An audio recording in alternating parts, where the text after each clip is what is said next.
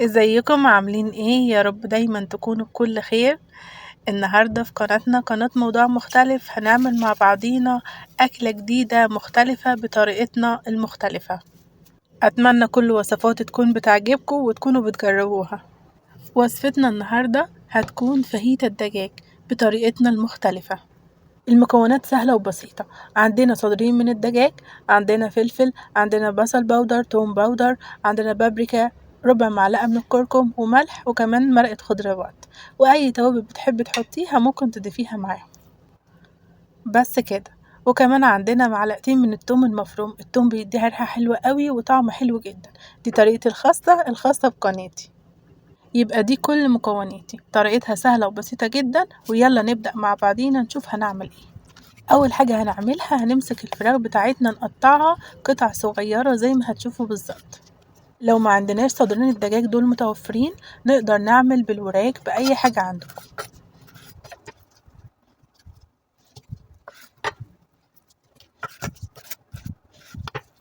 كان في فيديو منزلاه قبل كده عن ازاي نخلي الفراخ، وكمان عملت منه الحمام الكذاب بالوراك.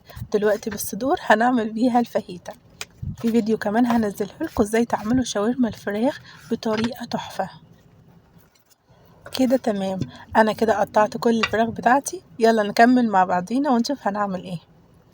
ده الشكل بالظبط وده الحجم اللي انا عايزاه. هننزل عليه بالثوم بتاعنا، وبعد كده ننزل بكل التوابل. هنبدأ نقلب نقلب نقلب زي ما انتوا شايفين كده بالظبط.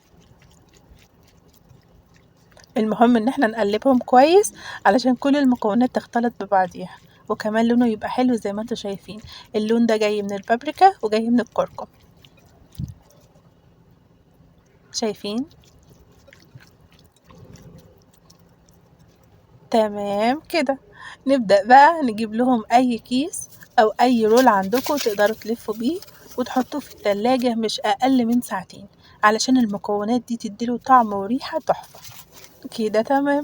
نحط بقى طاسة على النار، نبدأ نحط فيها معلقة من الزبدة او السمنة او الزيت اللي انت تحبوا تعملوا بيه. تبدأ تسيح معانا. بعد كده ننزل بالفراخ بتاعتنا نديها صدمة محترمة، واحدة واحدة كده، وننزل بيهم كلهم.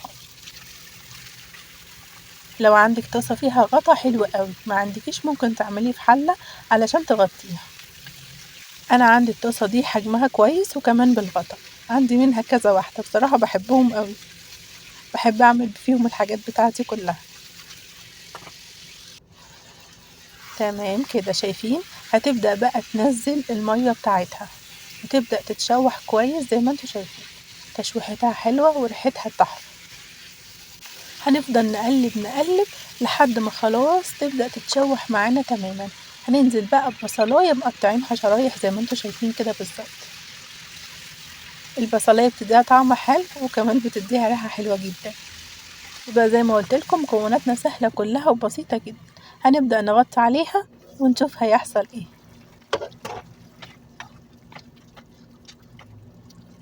شايفين المية نزلت ازاي منها؟ هتبدأ بقى تطيب في قلب بعضيها من غير اي حاجة، ولا هنضيف لها مية ولا هنضيف لها صلصة ولا اي حاجة خالص. كل ده على درجة حرارة متوسطة ونسيبها تطيب بقى مع بعضيها. وتفرجوا بقى معايا على الجمال وعلى الحلاوة. زي ما قلت لكم قناتنا قناة موضوع مختلف، كل حاجة فيها مختلف. اتفرجوا على الشكل وعلى الحلاوة وصدقوني طعمها كان تحفة. جربوها وقولي رأيكم في الكومنتات، صدقوني هتعجبكم جدا. لو احتارنا كده وعايزين نتغدى او نتعشى نقدر نطلع نص فرخة من التلاجة ونعملها بالشكل ده. اتمنى كل وصفاتي تكون بتعجبكم، واتمنى كل اللي بينفذوا كل الوصفات بتاعتي يبعتولي رأيهم في الكومنتات. ناس كتيرة بتجرب الوصفات وبتبعتلي على الفيسبوك. عايزاكم بقى تبعتولي هنا كمان على اليوتيوب. اكتبولي كومنتات عشان تشجعوني وتقولي رأيكم فيها. اتفرجوا على الحلاوة وعلى الجمال، بجد طعمها كان تحفة وريحتها كانت جميلة جدا جدا. جربوها وقولي رأيكم، وكمان ما تنسوش تشتركوا في القناة. بألف هنا علينا وعليكم. باي باي.